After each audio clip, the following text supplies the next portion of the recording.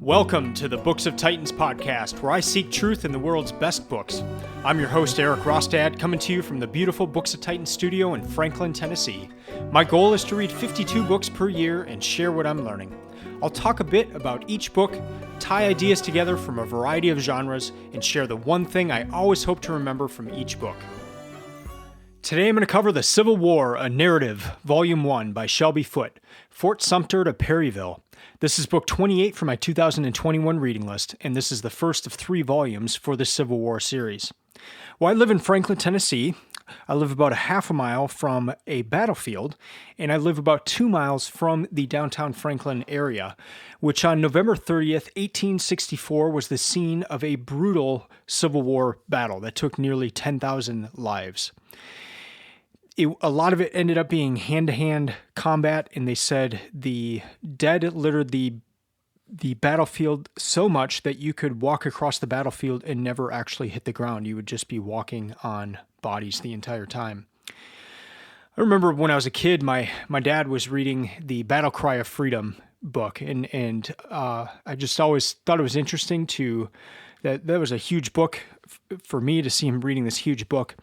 And I also remember when I was young catching parts of the Ken Burns documentary. And then just for living most of my life in the South of the United States, just driving by different Civil War battlefields at different points in my life and even visiting some. But I've never read anything that is solely focused on the Civil War. So this is really my first dive into the Civil War. For a little further background on me, I grew up in the North, and I grew up in Minnesota. And when I was 14, we moved to the South, to Atlanta, Georgia. And it was there that I first thought, oh, wow, the Civil War is still a thing. People still talk about it here. And they don't call it the Civil War. They call it the War of Northern Aggression. And now I work with a bookstore in downtown Franklin, and a lot of the customers who come in are tourists, and they come in and they're looking for Civil War-related material. And so in working at this bookstore and working with this bookstore, I've seen the Shelby Foote series since I've gone into that bookstore, and I've always heard good things about it. So I've wanted to read it for a while, and just wanted to share some of that background information just to let you know that this is really my first exploration into the Civil War, my first foray of sorts, and I hope it's one that leads to further study. And so I'm viewing it I'm hoping to get a broad overview of the Civil War with to then be able to go deeper into different areas of it. Just kind of having that broad overview first. So in reading it that way and in going about it that way, I know I'm going to miss a lot, but I know going forward, this kind of grand sweep of the Civil War will help me to dig into other areas that I want to learn more about. And then also just as I'm around the South and around even Tennessee and Nashville, just to be able to look at areas, to look at battlefields and have a better idea of how that fit in with the whole war. So as for stats for this book, it took me 37 hours and 43 minutes to read it. I read it between July 18th and August 15th of this year, 2021. That averaged 28 pages per day, and that is the lowest of any of my books this year, but the pages are huge, and I'm consulting a map as I'm reading this, so I cleared part of my bookshelf to lay out this huge Civil War map, and so I'm looking at that. There's some maps within this book. I'm keeping an eye on those, underlining a lot, taking a lot of notes in the book. And so it's taken a while. I'm taking it rather slowly, but it's been worth it. So this book, the volume 1, this one covers the first 2 years of the war, so 1861 and 1862. So it does not get to the Battle of Franklin that I mentioned at the beginning of this episode. That I believe will be in the third book. But this book, it starts with Jefferson Davis, who becomes president of the Confederacy, which is the South. He becomes president, but it starts with him rising in Congress to say that he is leaving, and he is bidding farewell to his fellows there because his state, Mississippi, has seceded from the Union, and he is no longer a representative for his state for the Union because they have seceded. So that's where this book starts out, and it quickly moves to the first battle, which takes place in Charleston at Fort Sumter. And at that time, Fort Sumter is held by the Union, and that first battle drives them out. So this episode will consist of 2 more segments. In the next segment, I'll share some things that stuck out to me and also talk a little bit about Abraham Lincoln. In the final segment, I'll share the one thing, my one key takeaway from this first volume of Shelby Foote's Civil War series. Well, just a quick note, if you would like to support this podcast, you can do so by helping me purchase books for my 2022 reading list. Yes, I already have it chosen. I have the 52 books that I want to read next year, and it would help me out greatly if you would be interested in purchasing any of those. So I'm going to link in the show notes. I created an Amazon wish list, and you can go right there. It's the version that I would like to read, and you can just go there and purchase a book for me, and it'll be sent directly to me. Man, that would make me happy, and that would really help out this project. And now back to the book. I'm going to read a paragraph I think that gives some of the horror of this war. Here goes. And so it was that the same cavalry colonel found himself and his regiment alone in the hilltop next morning at dawn, with only a skirmish line of infantry left for show, while the rest of the army followed the road to Harrison's Landing. A mizzling rain had fallen before daylight, and mist blotted the lower slope from view. He could see nothing down there, but out of the mist came a babble of cries and wails and groans from the wounded who had managed to live through the night. After a while the sun came out, and when it burned the mist away, he saw a thing he would never forget, and never remember except with a shudder. Down there on the lower slope, the bodies of 5,000 gray-clad soldiers were woven into a carpet of cold or agonized flesh. A third of them were dead or dying, he later wrote, but enough of them were alive and moving to give the field a singular crawling effect.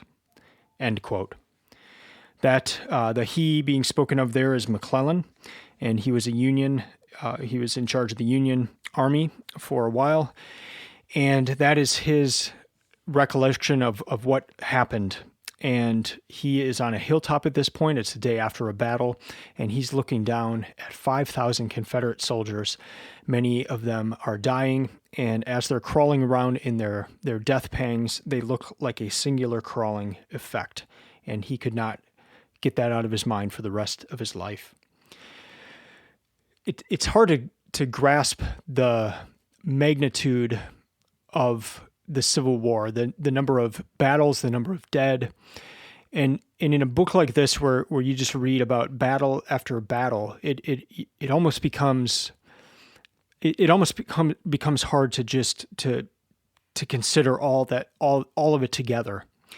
And so I thought I'd read just one piece about one of the battles and just what this would have been like to the people at this time. They had no category for what had happened in the sheer numbers of what was happening. So here we go. This is about Shiloh. Total American casualties in all 3 of the nation's previous wars, the Revolution, the War of 1812, and the Mexican War, were 23,273 dead. Shiloh's totaled 23,741, and most of them were Grant's. End quote. So in one battle, you have more dead than in all the other wars combined, just from one battle. So I want to go into a few things here that stuck out to me about the Civil War and about how Shelby Foote writes about it in this book. So I'll just go through a few things and then talk about a few of the people involved. So first of all, what I quickly came to find out is that the study of the Civil War is a study of geography. You have to understand the land, the rivers, the sea, how all these things tie together, because you're not getting in a vehicle to go to the next location. You are walking, and if you're a Confederate soldier, at any given time, there were between 1/6 and 1/4 of the soldiers without shoes. So you're not just walking, you're walking without shoes on whatever is the ground there. And you're not getting over a river because the other army has probably blown up the bridge that used to be there for you to cross that river. And so you just see how much geography plays a part in this war. And of course it always does, but to see how geography impacted where battles were fought, how the soldiers got there, the arrangements, how to make sure that you had enough supplies for where you were going to be. To study the Civil War is to study U.S. geography. And it's also to study how deeply connected the country was. So take the Mexican-American War. The United States, they're fighting a foreign country. They don't know these people. They're fighting them. But in the Civil War, you see time after time, it's brother fighting brother. It's friend fighting friend. It's family member fighting family member. And I guess the thing that really brought this home the most was to see how many of the leaders, how many of the generals and other military leaders came from one place, West Point. And it starts at the very beginning. It starts in that first battle at Fort Sumter. And it's between Beauregard on the Confederate side, General Beauregard, and Union Major Anderson, who is holding Fort Sumter for the Union. The Confederate General Beauregard has Charleston's artillery pointed at Fort Sumter to get the Union out of there. Here's the thing. Major Anderson, who is holding the fort, was Beauregard's artillery instructor at West Point. So Beauregard, who is firing upon Anderson, is firing upon his previous instructor. And not only just instructor, but instructor in artillery. So Beauregard is using the lessons he learned from his teacher against him. And this just comes up over and over. We've got another one in General Sykes, who is a general for the Union. And he's getting attacked by Harvey Hill, a Confederate. And they were roommates at West Point.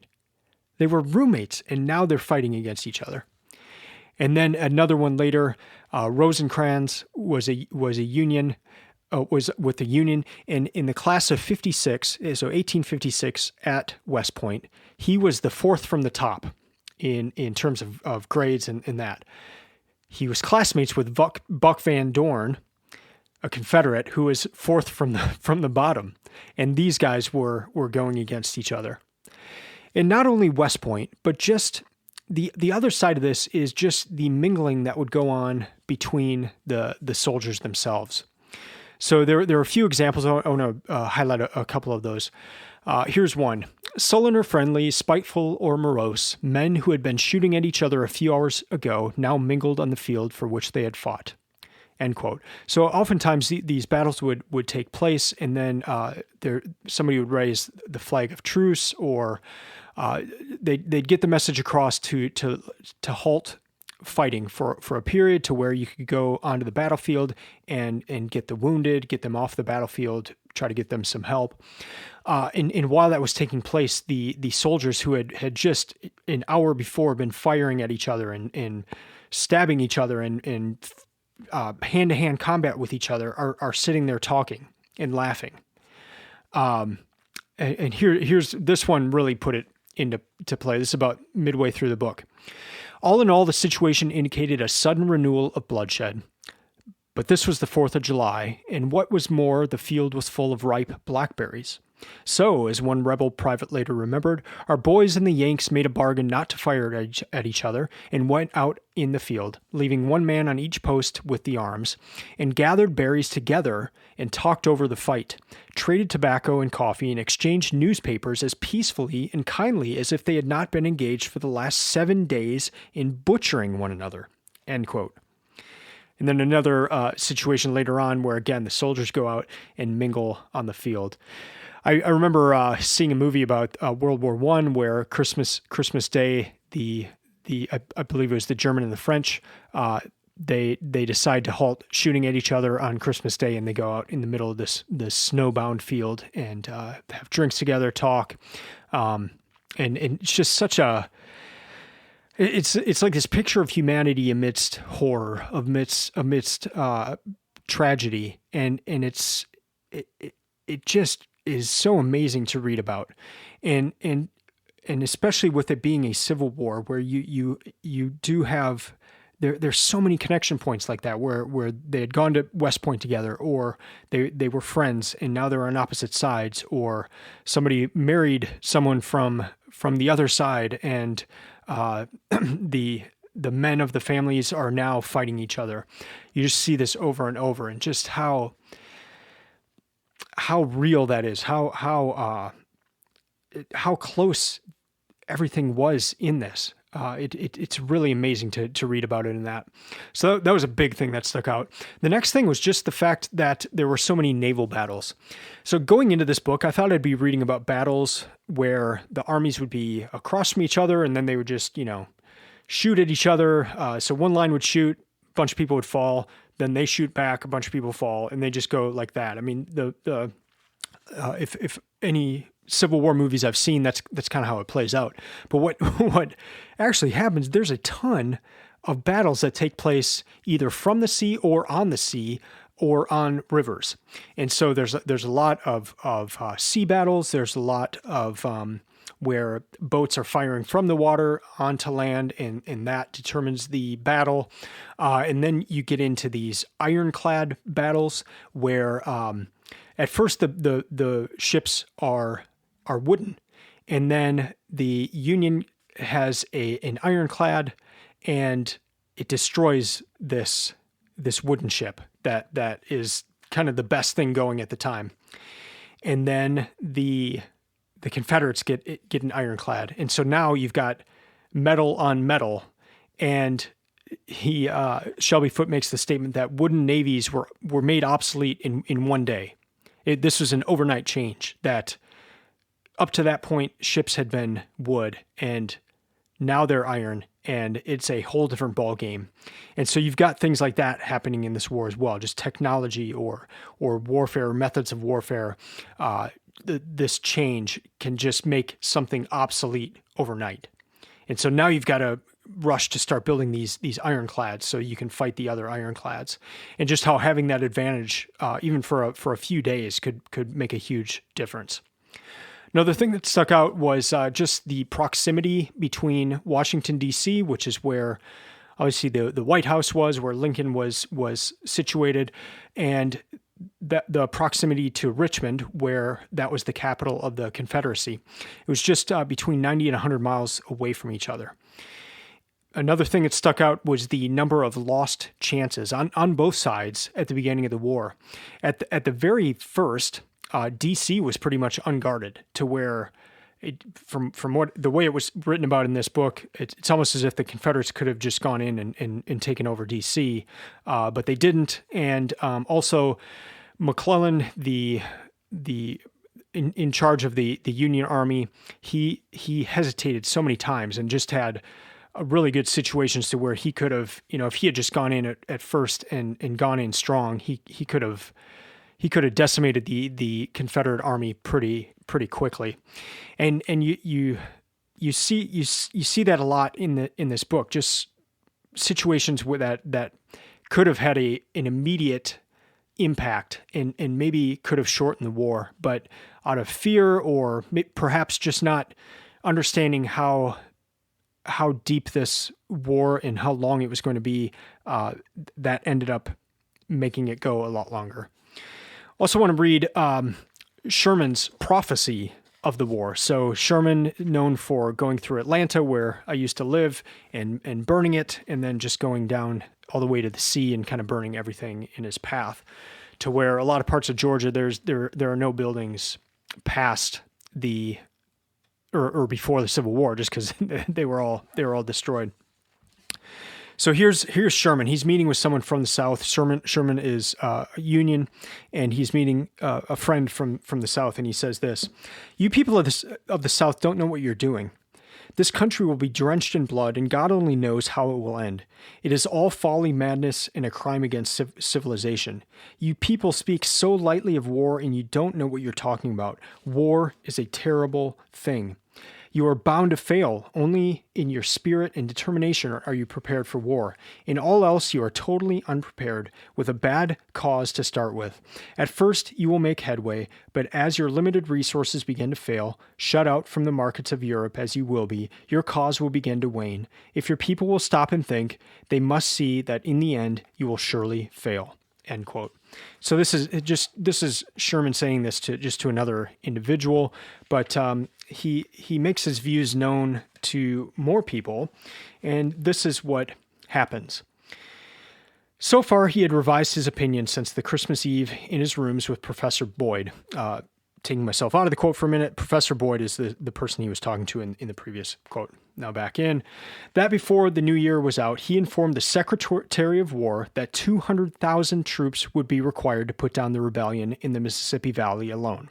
And it must have gone to convince him even further of a lack of Northern awareness and determination when, under suspicion of insanity, he was removed from command of troops for this remark. End quote. So Sherman says to the Secretary of War, he says that you will need 200,000 troops just to put down the rebellion in the Mississippi Valley alone. They think he is so crazy, they think he is so out of his mind that it would take that many soldiers that they remove him from command because they think he's insane. And as you read on later, it was well past 200,000 troops that would be needed. Sherman was right. If they had listened to him, things probably would have been quite different. And instead, they say he's insane. The last thing that stuck out is just kind of a funny thing, but the importance of facial hair. And I know you've seen the photos from the Civil War, but Shelby Foote talks about it with everybody of what their facial hair looked like and how that was good for their facial features and how it brought out certain things. And it's just really funny because you're reading about these wars but the generals, they spent so much time on their facial hair. And I got a kick out of that. A couple of people I want to highlight now that in terms of things that stuck out from this book. And the first is, it obviously has to be Abraham Lincoln. He permeates so many pages of this book. And first off with the Emancipation Proclamation, which I'll get into in the next segment here. But that covers so much of the book and had such a big impact on the war. And then the other thing about Lincoln, they called him Honest Abe, and perhaps he was a little too honest because he said this to his wife Mary after the death of their young son Willie. So here's the beginning of this section. He had the day-long, sometimes night-long occupation of running the country. She, his wife Mary, had nothing, not even Lincoln, who did not help matters by leading her one day to a window and pointing to the lunatic asylum as he said, "Mother, do you see that large white building on the hill yonder? Try and control your grief, or it will drive you mad, and we will have to send you there." End quote. Good old Honest Abe telling his wife that if she keeps with her hysterics after having lost her son, that he would send her to the lunatic asylum. Another kind of foreboding aspect of Lincoln is, well, with those problems at home and the chaos of the war and being a president during the Civil War, his one area of relaxation was to go to the theater. And it's just kind of ironic as the theater is where he is later assassinated. Last thing I want to highlight in this section is Nathan Bedford Forrest. And I'm just going to read a section here. He comes up all the time. He's kind of like the guerrilla warfare warrior of if you do have those lines going towards each other in battle for some of these battles, Bedford Forrest is the guy that's doing the surprise attacks. He's kind of flanking. He's going in. He's feigning attacks. He's pretending to do things that he's not. He's rushing to another place where people do not expect him to be and then attacking. He's keeping one guy up like all night for many days, just doing like having different parts of his army attack to keep this guy on the run. And so just a brilliant tactician, but also a fearless leader. And so I want to read this one part here. And now this is speaking of Bedford Forest. As he came out of the mass of dark blue uniforms and the furious white faces, clearing a path with his saber, he reached down and grabbed one of the soldiers by the collar, swung him onto the crupper of the horse, and galloped back to safety using the Federal as a shield against the bullets fired after him. Once he was out of range, he flung the hapless fellow off and rode on up the ridge where his men were waiting in open-mouthed amazement. End quote. So Bedford Forest goes in on this battle, and it's pretty much him going into a sea of Union soldiers. He's on his horse. This Union soldier goes right up to him, puts his gun right on his side, and shoots Bedford Forest. The bullet lodges next to his spine. After that happens, he pulls a Union soldier up from the ground by his collar onto the horse with him to use him as a shield, because he's in the midst of all these people shooting and firing their guns at him. So after having been shot with the bullet next to his spine, he has this Union soldier in front of him, taking all the bullets instead of him. And then after he rides out and gets away from these men shooting at him, he just throws the soldier off the horse. And I mean, it's like something out of a movie. So those were some of the things that stuck out to me about this first volume of the Civil War series. Now on to segment 3 and the one thing, my one key takeaway from this book. Well, it has to be the Emancipation Proclamation and what that did to the war. So let me just read a few pieces here.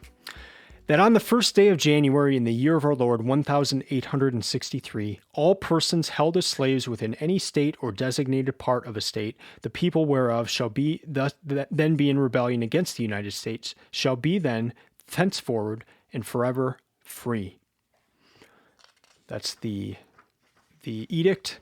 And going on to the next page, we see that we read this. Yet behind these organs of opinion, below these men of influence, stood the people. In their minds, now that Lincoln had spoken out, regardless of what he actually said or left unsaid, support for the South was support for slavery, and they would not have it so.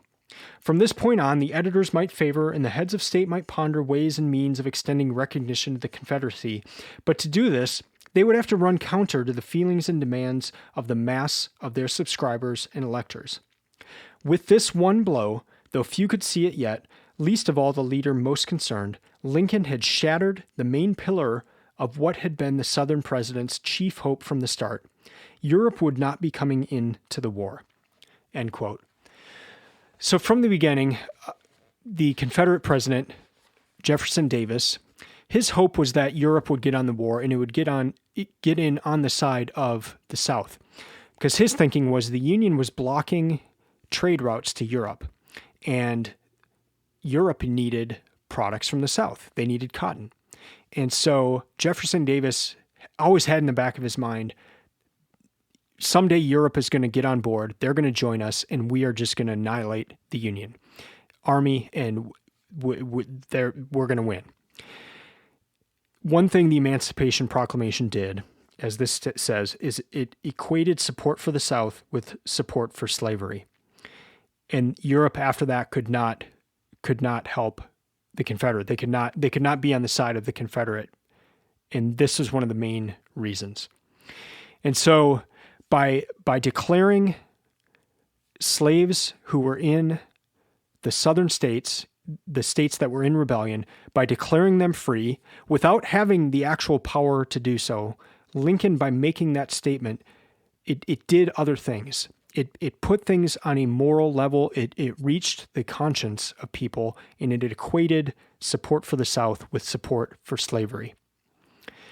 So that was one thing that was really interesting about it, and the main thing I took away. The other side of the coin is just how deeply individual this Emancipation Proclamation was for Lincoln. This was not a committee thing. This was not, they weren't like writing it in a group at a table to make sure it sounded good to whoever was going to listen. This was Abraham Lincoln by himself, not talking to others about what he was doing, writing this out. He eventually shared it with a couple people very close to him, what he was doing. And then, of course, he shared it with Congress, and then he shared it with the people. But it was a deeply individual thing and a individual act for him. And it makes you realize that history has some fortunate turns where the right person is in charge at that time. I mean, you think of Winston Churchill as well, but you think of Abraham Lincoln here, and just it took guts. Not everyone was for doing this, of stating that all slaves were free. Up until this point, there were a lot of different ways they were trying to maybe go about that. This was a bold move, and it was done largely on his initiative, which is a really incredible thing to think about. This book is not a deep dive into Lincoln, so I mean he's throughout the book on different pages, but I know there's a lot more to dig into on this side of it in the Emancipation Proclamation, but to see it within the Civil War, and to see it just happen almost dead center in the Civil War. So it happens the first of the year in 1863. The war started 1861 and goes to 1865. This is like in the middle of it, and the impact is immediate and intense. That was really something that stuck with me and startled me. So I'm into the second book now. I'm a few hundred pages in. It is slow going, but it's very interesting, and I'm really enjoying the parts about near where I live. So with Franklin and Nashville. And the Union took this area pretty early in the war. And so in Franklin, it was held by the Union for much of the war. And there was a mix of sympathies there as well. So you had people who were pro-Union right in Franklin, just 2 miles from where I live. You had some that were pro-Confederate. And it's easy now to look back and just think, well, they're from the South. They must have all felt this way. But as you read this book and dig deeper into it, and even see how Shelby Foote accounts for the soldier level. Like what was the soldier, the individual soldier? What were they thinking? What were they fighting for?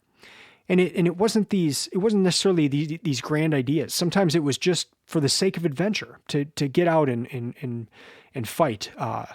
Sometimes it was for their family or for their area that they were fighting for. And it's not just this clear-cut this way or that way, the more you dig in. So just an interesting study, as I mentioned, an interesting study of the geography of the United States, of these battles, of these men who were friends at West Point, now fighting each other, using the lessons they learned at West Point from their instructors to then fight their instructors. Just mind-blowing stuff in this war, and just such a close-knit war with people from the same nation, sometimes the same families fighting each other. I want to close out reading from the last page of this book, and this is from a December 1st, 1862 message to Congress.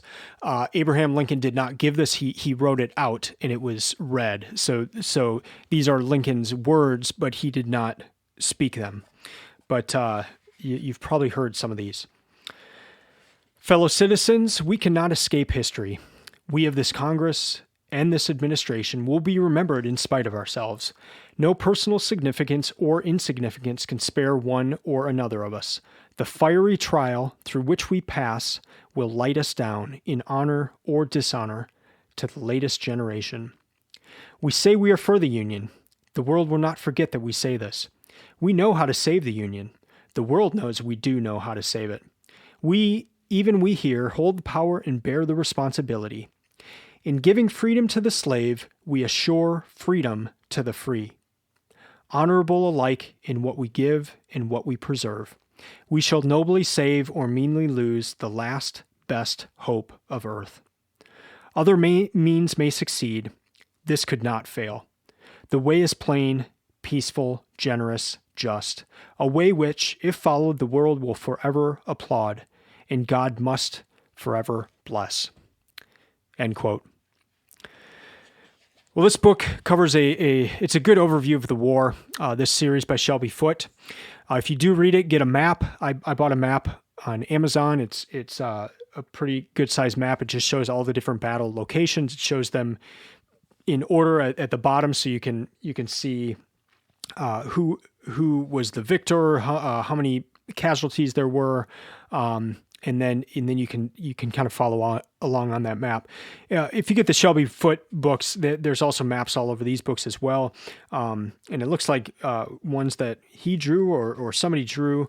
And so there's some in the front and the back of the book, but then also just throughout, as you're reading about different battles, there's just these hand-drawn maps of the battles and where each general was and different features of the land.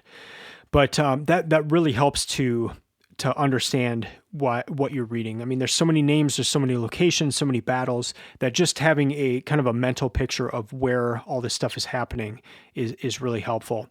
I also plan to start watching the Ken Burns series, the documentary about the Civil War. I didn't want to do it before this episode. I didn't want it to impact what I said here, because I wanted what I said to come from what I had read. But I think the Ken Burns series will help me just to not get so lost when I'm reading, of remembering people, maybe if I see their face, maybe if I see photos of where the battle took place, and just kind of have that reinforce what I'm reading. I think that'll help me to better understand this book, because I do find myself getting bogged down, and then just having it be hard to remember what's going on at different times.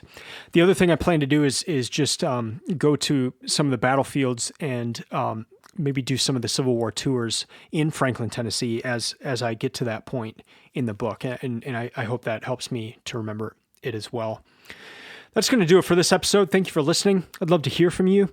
You can email me at eric@booksoftitans.com. Let me know what you thought about this episode, or if you've read the Shelby Foote series. I'd love to hear from you and what you thought of the series. If you would like to support the podcast, you can now do that. You can help me purchase my books for my 2022 reading list.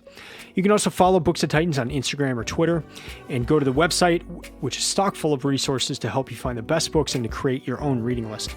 I'll be back in 2 weeks to discuss another book from this series or from my 2021 reading list. Until then, keep reading, keep learning, and keep listening. I'm out.